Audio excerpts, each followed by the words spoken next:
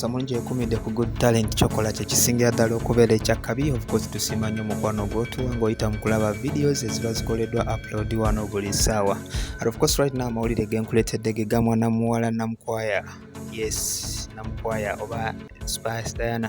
Oluvannyuma lw'okubeera nga yes yeeyongera okuba ng'agenda mu maaso ne promotion y'eno gye bayita eya Magical Togetherness, mwayita okubeera nga ntaabako abantu bangi bateekako smile. Olunaku olwaleero abadde wali e Mengo jasisinkanye mwana mulenzi ono ayitibwa Aziz. Abasinga gwe bavoola, abasinga gwe batayagala kubeera nga beesembereza nga bagamba olw'endabikayo wamu n'engoye z'ayambala mulalu, wabula Spice Diana olunaku olwaleero gwasobodde okubeera nga nte atwalira package eno era nga bw'omulaba wasobodde okuba nga muwa ebirabo okuva mu lato ate asobole okubeera nga mwana mulenzi asobole okubeera nga nte atereeza ku bulamu bwe wamu n'akasente n'obugoye obutonotono bw'asobodde okuba nga muwa mwana mulenzi asobole okubeera nga yeetereeza. Wabula mugambye nti era obulamu bw'asanga mu ghetto kwe okubeera nga abantu bamuyisaamu amaaso bamuyita omuyaaye naye nga nte mbeera yansi emufudde kyali bw'atyo okubeera nga alabika nga bw'alabika bw'atyo naye nga nte ye si muntu mukyamu oba ki.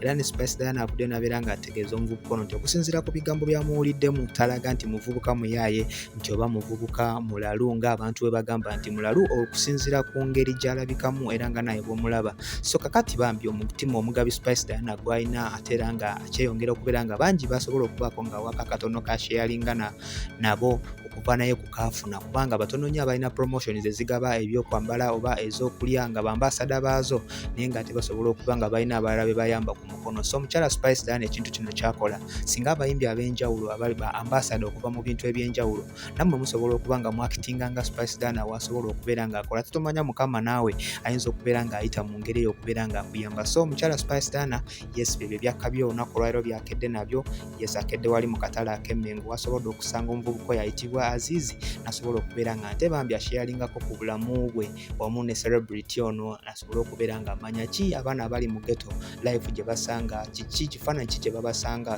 kye babatwaliramu olw'okuba endabika gye baba balimu.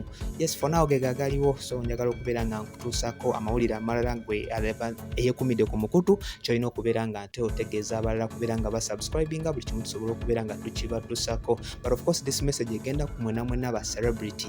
Yes bw'oba nga ofunye akatono konna koina why not okuba nga okagabanako n'abalala ate tomanya enkya bwe bagenda okubeera nga bakuyambira omuntu omu ku b'eŋŋanda zo ne wanaaba si mwanawo ne bwanaaba si muganda wo naye oluganda teruggwayo. So for now Spice Diana njagala okuba nga muwa credit wamu n'okuweebazira n'okusaba Katonda asobole okubeera nga mwogera ebirungi bingi mu kkubo lye limu eryo asigale ng'alina omutima ogwo omuyambi. For now sigenda kuba nga nsookawo nja kusaba beera nga osubscribinga ku Good Talent ate buli kimu kisobola okubeera nga kikusanga awo w'otudde obeere ng'ate okimanya bulungi.